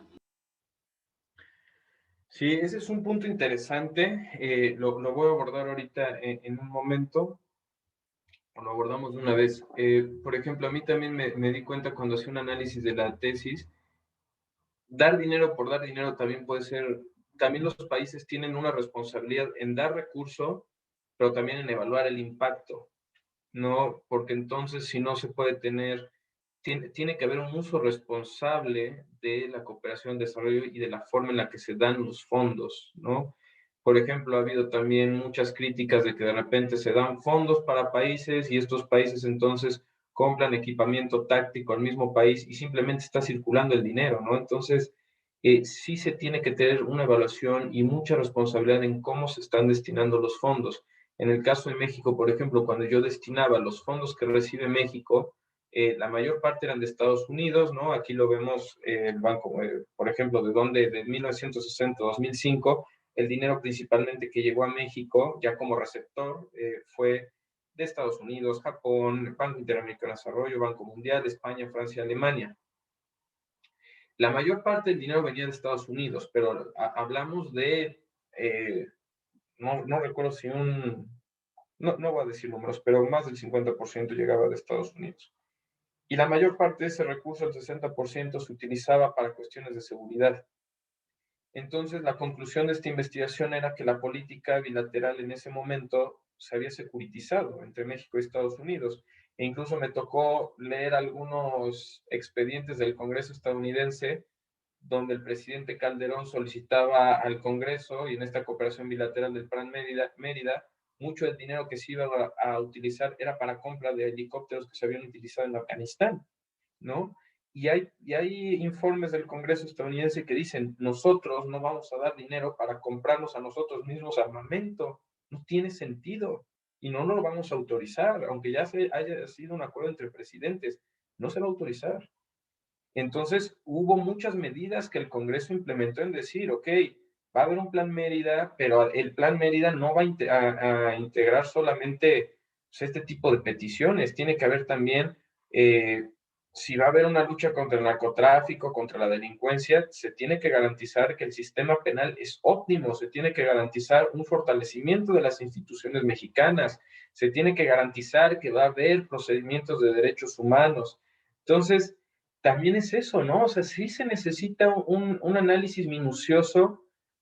A lo mejor los países pueden decir, pues vamos a soltar el líquido, ¿no? El dinero líquido a nivel internacional y cumplimos con la cuota.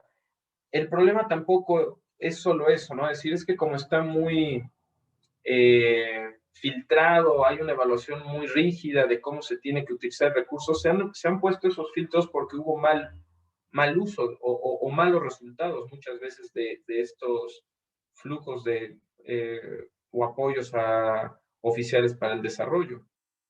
Pero también los países, en el caso, por ejemplo, del Ministerio Alemán, y también ha habido casos muy positivos, ¿no?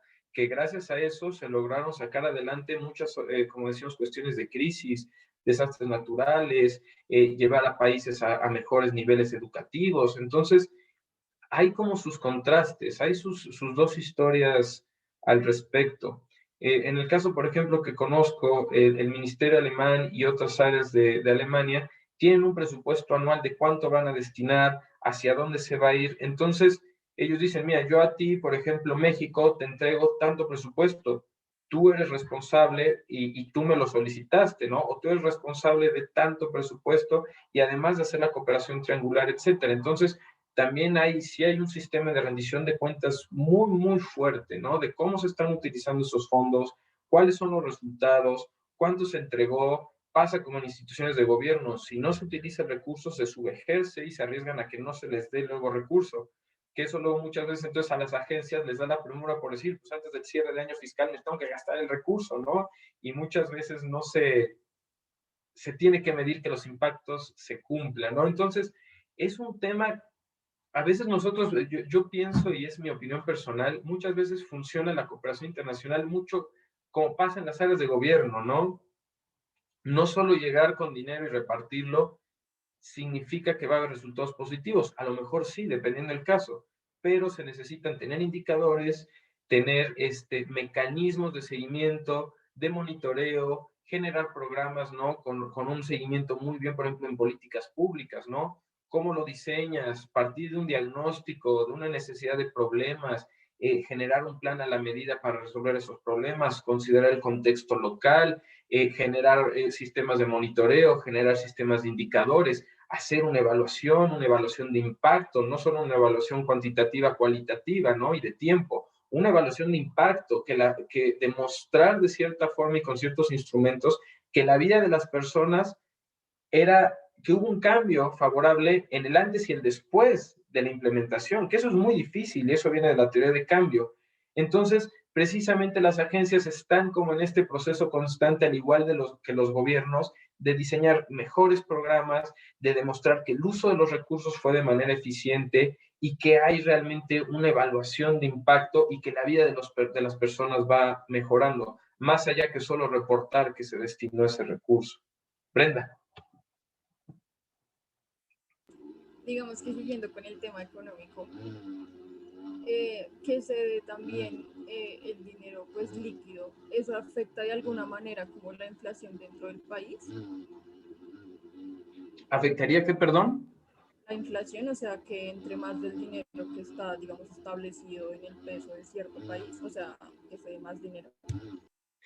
Habría que meternos a análisis más profundos. Tenemos que considerar que los flujos que están circulando a nivel internacional son muchos, ¿no?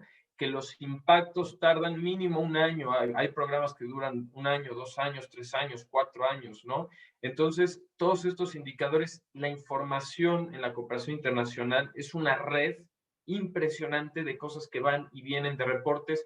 Hay una crítica también que hacen muchos de los teóricos del desarrollo que dicen, muchas veces como se reciben fondos, se tiene que demostrar que es lo mismo con gobierno, ¿no? Se tiene que demostrar que hubo resultados positivos porque si no se corta el fondo. Entonces muchas veces se esconden los errores o los malos resultados y lo único que se hace es que al siguiente año se replica o lo replica otra agencia. Entonces decían, no, tenemos que decir, esto no logramos lo que buscábamos, fue un primer piloto, se tiene que mejorar, se habla mucho de lecciones aprendidas. Yo ahorita en específico sobre la pregunta, y es lo que dicen las agencias, lecciones aprendidas. ¿Es importante los buenos resultados? Sí. Los malos resultados y las malas prácticas también, porque eso nos ayuda a saber qué no hacer, ¿no?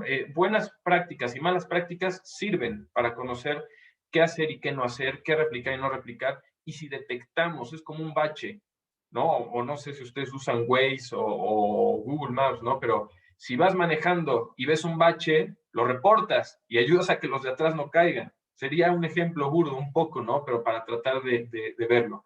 Ahora, que si genera inflación, sí llegué a ver algunos estudios donde pudieran afectar la inflación de los países. Hay que considerar que, pero es en el caso cuando se inyecta demasiado dinero, como fue en el caso de Irak.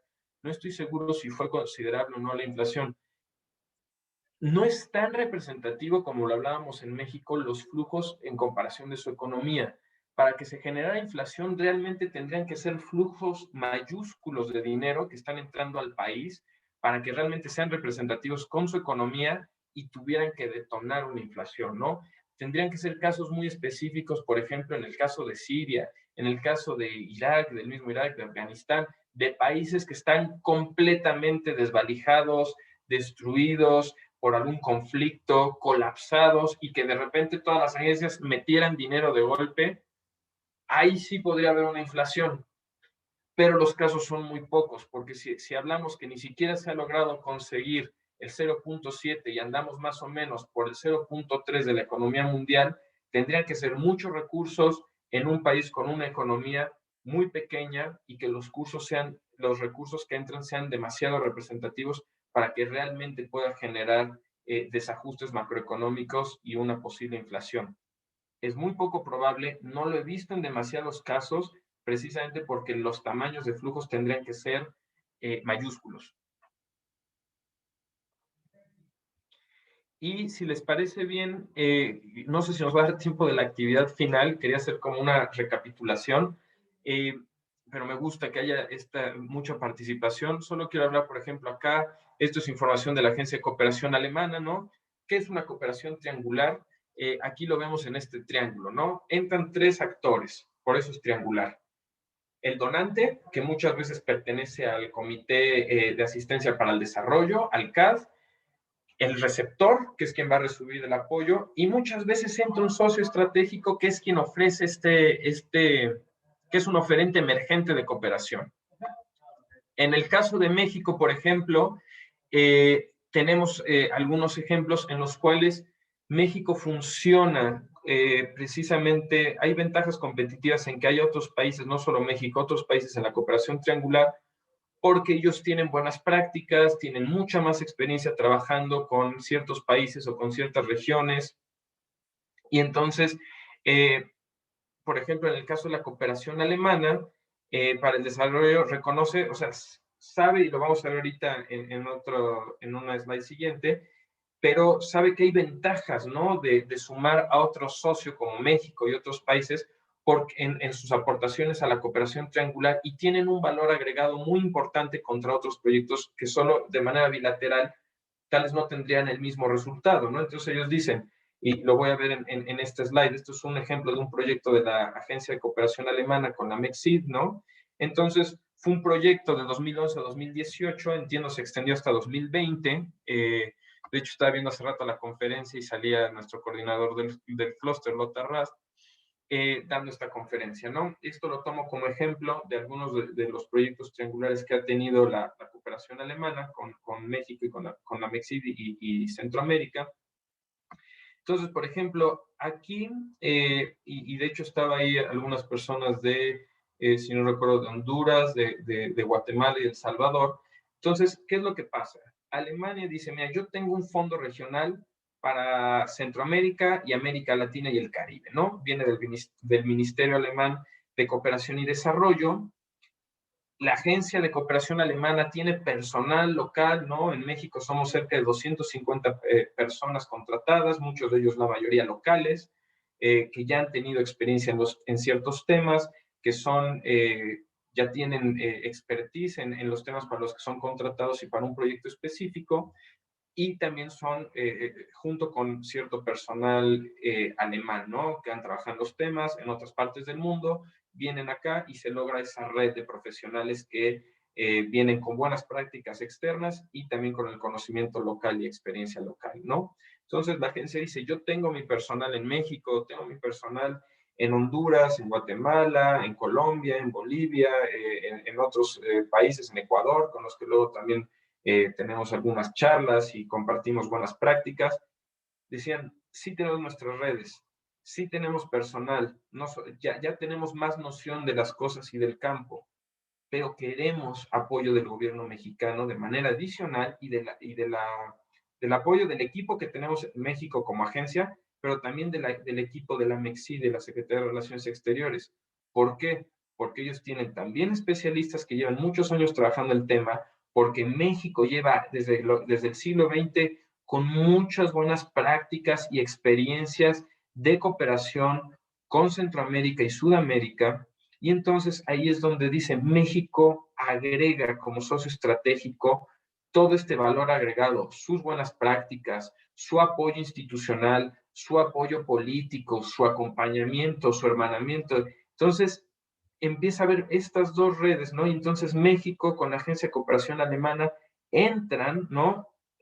El gobierno alemán dando el recurso, pero también apoyando a través de sus redes de expertos junto con el país, y entonces entran dos áreas para ayudar a que todo este proyecto y toda esta cooperación triangular se lleve de la mejor manera, comparan lecciones aprendidas entre el gobierno y la administración mexicana, entre el equipo de expertos locales de la agencia de cooperación, y empiezan a ayudar junto con el país receptor a tratar, es como decir, 3 manos a la, o bueno, 6 manos a la obra, ¿no? 3 personas a la obra con buenas prácticas, con mayor asesoría, con diferentes expertices, desde la parte de Agencia de Cooperación Internacional, pero también desde la parte institucional, que siempre es muy importante que un país, que una contraparte reciba y acoge este proyecto y acompañe a también a países receptores, ¿no? Entonces, se ha vuelto, han dicho, realmente esta cooperación triangular le da un valor agregado fundamental de buenas prácticas. México muchas veces dice, mira, tú estás dando este recurso, pero además yo voy a complementarlo con esto y además voy a mandar expertos que conocen el territorio, que conocen la problemática, ingenieros, o sea, especialistas, científicos, y entonces se vuelve un equipo mucho más completo, ¿no? Con un valor agregado, que es adicional al que solo tendría si la relación fuera bilateral, ¿no? Y para cerrar, me gustaría también compartir un poco, esto es, por ejemplo, cuando México hace donaciones, ¿no? Cuando México participa como donante, muchos, cuando yo he hablado con gente de la MEXID, nos dicen, o sea, como decíamos, muchos de sus programas son principalmente dirigidos a Centroamérica, hay muchos programas, cada vez más México empieza a tener un papel, ya incluso México dice, ya no solo bilateral, también de triangulación, ¿no? De cooperación triangular, donde entran más recursos del CAD, donde entra México como decíamos, como esta parte de socio en la implementación, y eso hemos visto que México está aprovechando mucho más este rol de la cooperación triangular, ¿no? Es decir, tengo muchos problemas en mi nacionales también, con los cuales estoy lidiando. Nosotros dar México el recurso completamente puede ser, para distintas situaciones o emergencias, puede ser mayúsculo, cuando también tenemos problemas que atender y que nos están apoyando para atender porque no nos damos abasto. Entonces empieza a ser estratégico que México diga, ok, yo también apoyo, pero qué mejor que venga también un fondo más amplio del CAD, yo lo complemento, yo mando expertos, yo doy acompañamiento y así entonces hacemos un programa mucho más integral, ¿no? Entonces, México cada vez más y en estos últimos años ha aprovechado este papel que tiene con sus buenas prácticas, con su experiencia en cooperación en la región para volverse un socio fundamental de la cooperación triangular, ¿no? Y también México como receptor de apoyo, es muy importante, como decíamos, ver que juega este rol, ¿no? Ya lo hemos hablado, receptor y también donante y cooperación triangular, que hemos visto que es algo que cada vez más está demostrando buenos resultados. Hace unos años México durante mucho tiempo, voy a hablar del programa como un ejemplo del programa Profil en el cual yo colaboro. Durante muchos años México siempre fue un país de origen de migración, ¿no? Personas migrantes que salían de México en búsqueda de una mejor vida hacia el American Dream, ¿no? Pero ¿qué pasa principalmente cuando unas políticas que no solo fueron eso, ¿no? Poco a poco también hubo personas de México que iban hacia allá, ¿no? Y era un país de origen de migración, pero también muchos flujos migratorios empezaron también a ver a México como una opción para quedarse, como un país destino, mientras que también los niveles de vida de México aumentaban, la calidad de vida, la economía mexicana crecía, pues también empezó a volverse un lugar de oportunidades, una segunda opción y a veces primera opción para muchas personas que iban cruzando el territorio y decían, bueno, pues no está tan mal acá, hay oportunidades, puedo encontrar trabajo, me puedo quedar acá, ¿no? Y hacen sus procesos, sus solicitantes de asilos, etcétera. Pero eso definitivamente se detonó mucho más con las caravanas migrantes, con una administración muy dura por parte del presidente Trump en su momento, de decir, ¿qué empezó a pasar? Las caravanas migrantes llegaban a México, la Guardia Nacional no sabía cómo reaccionar, venían niñas, niños, personas, ellos decían, pues somos ejército, no podemos detenerlos, hay una línea muy, muy delgada en los derechos humanos y muchas veces en la primera caravana, en las primeras, fue dejarla pasar. Tiran las vallas, el ejército mexicano y la Guardia Nacional deja pasar las vallas, incluso ahorita ya, digo, las personas, incluso ahorita ya hay también una política que protege más a niñas y niños y adolescentes en movilidad, ¿no? Que dicen, no los puedes llevar a campos de refugiados o a ningún tipo de centros, ellos tienen que ser atendidos por el DIF, o sea, empieza a haber cada vez más protocolos que tratan de defender y de proteger los derechos fundamentales de las personas migrantes y en situación de movilidad. Y había, por ejemplo, especialistas y colegas nuestros que nos decían, de gobierno, ¿no? Decían, es que la Guardia Nacional se volteaba incluso con la ACNUR, Naciones Unidas, con otros, y decían, ¿qué hacemos? No estamos capacitados para esto, somos ejército, no sabemos cómo lidiar con este tipo de cosas, y muchas veces preferían dejarlos pasar. Y así fue como empezó incluso en varios estados, ¿no? Llegaban a la frontera de un estado, el gobernador o el gobierno del estado ponía un camión, los movía del otro lado de la frontera y los dejaban pasar y así a lo largo de todo el territorio porque decían, ellos quieren llegar a Estados Unidos, pues vamos a ayudarles, ¿no? Y es mejor a que solo entren y se dispersen por todo el territorio nacional, también considerando que hay muchos problemas de seguridad en algunos estados de la República, ¿no? Entonces decían, es mejor ayudarlos a llegar, es mejor concentrarlos en algún lugar en la frontera norte, si no lo logramos en la frontera sur, en la frontera norte, y ahí podemos atenderlos de mejor manera si están concentrados. La administración de Trump empezó a ser mucho más dura, a regresarlos y decir, tú los dejaste pasar, tú los atiendes, empezar a deportar también muchas personas mexicanas, a nosotros nos llegaba al menos a mi estado, estaban llegando entre 50 y 100 personas poblanas deportadas de Estados Unidos cada sábado. Estamos hablando entre 200 y 400 personas cada mes. Entonces, México cambia mucho la situación en decir, pues nosotros solo exportamos migrantes por las situaciones delicadas y la falta de oportunidades en México. Y pasaban por nuestro territorio flujos migratorios. Pero ahora ya no, ahora nos están diciendo, ahora tú te encargas y a ver cómo le haces para regresarlos. Y ahí te van también muchas personas deportadas que no tienen papeles mexicanas y a ver, ya te bolas, ¿no? Entonces México todo esto lo rebasa, no se dan abasto en la frontera sur, no saben que todavía no hay unos protocolos demasiado claros de cómo, por más que se hace, por más que está la comisión, el ACNUR, ¿no? El Alto Comisionado de Naciones Unidas para la Atención de Refugiados y Repatriados, no se dan abasto. La Comar no se da abasto. Hay demasiadas solicitudes en el sur, empiezan a llegar más caravanas migrantes, empieza a haber una postura mucho más dura de Estados Unidos hacia México, mayor número de deportaciones y llega un momento en el que México dice, necesito ayuda. Pide apoyo a ACNUR, ACNUR dice, yo estoy haciendo todo lo que puedo, y entonces la Agencia de Cooperación Alemana, que tenemos que entender que el gobierno alemán también ha tenido como una postura muy favorable hacia la recepción de personas migrantes al interior de la Unión Europea, tuvo una experiencia previa, ¿no?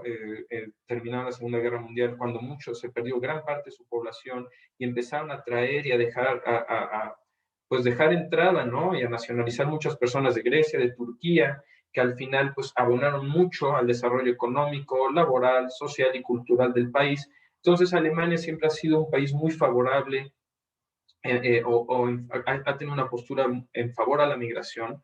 Y entonces Alemania dice, yo voy a apoyar, no entra a apoyar en otros países como en México, que es un piloto a nivel Latinoamérica, y dice, yo voy a apoyar con recursos a Naciones Unidas, pero además voy a contratar personal, voy a generar un proyecto a nivel global, entre ellos México, Mauritania, Kenia y otros países, y vamos a ayudar, ¿no? Entendemos que Naciones Unidas y ACNUR son un área de atención humanitaria, son un área operativa que todo el tiempo está recibiendo gente, que está tratando de ayudar a la Comar y que financia también a la Comar para lograr hacer los trámites de manera más rápida. Llega el COVID, muchos de estos procesos se bloquean o se diezman porque también la población ya no podía estar en las oficinas, muchas oficinas cierran, pero en general Naciones Unidas y ACNUR está de manera operativa recibiendo gente, reubicando gente porque la frontera sur está rebasada, ¿no? Y entonces la cooperación alemana dice, yo te puedo apoyar, mi fuerte no es necesariamente la parte operativa y de atención humanitaria, pero yo sí te puedo ayudar durante 4 años a hacer una estructura en el centro del país, porque ya de por sí las reubicaciones estaban llegando al centro del país, ¿no? Entonces vamos a hacerlo de manera ordenada, vamos a darle una estructura, vamos a fortalecer las capacidades de los gobiernos estatales, vamos a empezar con Jalisco, Querétaro y Puebla, que son economías muy desarrolladas y estados a donde está llegando muchas personas en movilidad y están siendo muchas personas reubicadas a estos estados y deportadas. Entonces vamos a ayudar a los gobiernos a crecer sus capacidades, ver qué necesitan para poder atender de manera mucho más integral a las personas que están llegando y que no nos vamos a dar abasto. Vamos a hablar con las empresas, a generar incentivos, a ver qué necesitan para contratar no solo personas retornadas que estén regresando a Estados Unidos, personas refugiadas y solicitantes de asilo de Centroamérica y Sudamérica, también personas de las comunidades vulnerables, porque tenemos un principio de no hacer daño y no queremos generar xenofobia, no queremos que la gente diga, ¿por qué ayudan a estas personas que acaban de llegar y no a mí, que llevo tantos años sin empleo, ¿no?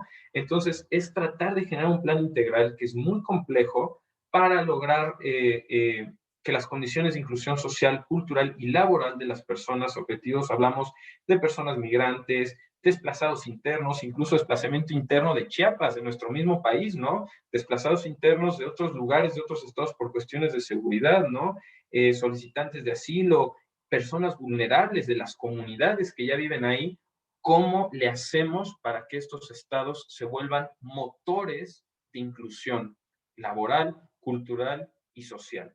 No es fácil, nos encontramos actualmente apoyando al gobierno mexicano, siendo mexicanos y a través de la cooperación alemana, para lograr atender esta petición de apoyo y lograr a través de la cooperación alemana, a través de un equipo, a través de Naciones Unidas, ayudar a México para que algo que se fue muy acelerado y fueron procesos que no se pudieron contener de cierta manera y que la frontera sur ya no puede contener, lograr articularlo de una manera más ordenada, más orgánica, y si esto sale bien, poderlo replicar en otros estados y en otras partes del mundo, ¿no? Entonces, eso es más o menos, como decíamos, tal vez los fondos que está recibiendo México para este programa Profil, ¿no? De apoyo a personas, inclusión social, cultural y laboral, tal vez no sea representativo con su economía, como decíamos, ¿no? Con el tamaño de su economía, pero sí es representativo en las acciones que se pueden tomar, ¿no?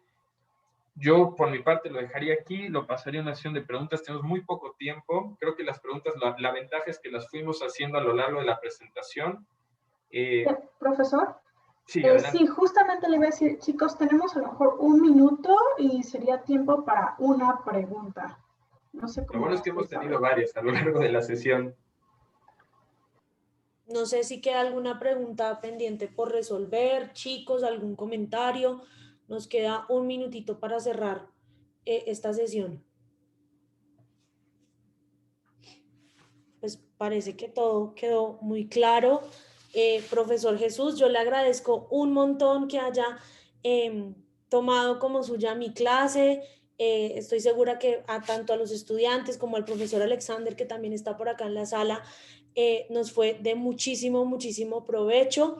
De todas maneras, pues para todos esta sesión va a quedar grabada y va a ser subida al campus virtual del curso de electiva en Cooperación Internacional para el Desarrollo, y también va a ser compartida con UPAEP. Con todos, a todos les deseo un feliz receso de Semana Santa. Con los chicos de esta clase ya no nos vemos sino dentro de 15 días cuando retomemos las actividades, y no me queda sino invitarlos a las siguientes clases de espejo que se van a llevar a cabo los días 19 y 26 de abril en el curso de Sistemas Políticos en la UGC, y 24 y 27 de abril, si mal no estoy, en los cursos de resolución de conflictos y construcción de paz en UPAEP. Para nosotros es un honor que nos hayan invitado a participar de estas clases y tener a los profesores de UPAEP con nosotros. En el chat les dejaron el enlace para que evalúen la clase espejo y a partir de allí pues puedan obtener su certificado de participación. Entonces, no siendo más, yo les agradezco a todos, les deseo una feliz tarde acá en Bogotá, un feliz mediodía en Puebla, y nos estaremos viendo en futuras oportunidades. Muchas gracias. Dejo también mi contacto para cualquier otra pregunta que no se haya respondido y todo. Con toda la confianza, ese es mi correo electrónico. Estaré respondiendo correos con mucho gusto, y también para otra sesión, por supuesto que más que gustosos de participar, maestra María Isabel, Mercedes, a la Universidad de la Gran Colombia, a todos sus estudiantes de su universidad, agradecerles muchísimo y que no sea la primera ni la última. Muchísimas gracias, estamos a la orden. Gracias, chicos. Hasta luego. Muchas gracias. Hasta luego a todos. Gracias. Hasta luego. Gracias, Gracias. hasta luego.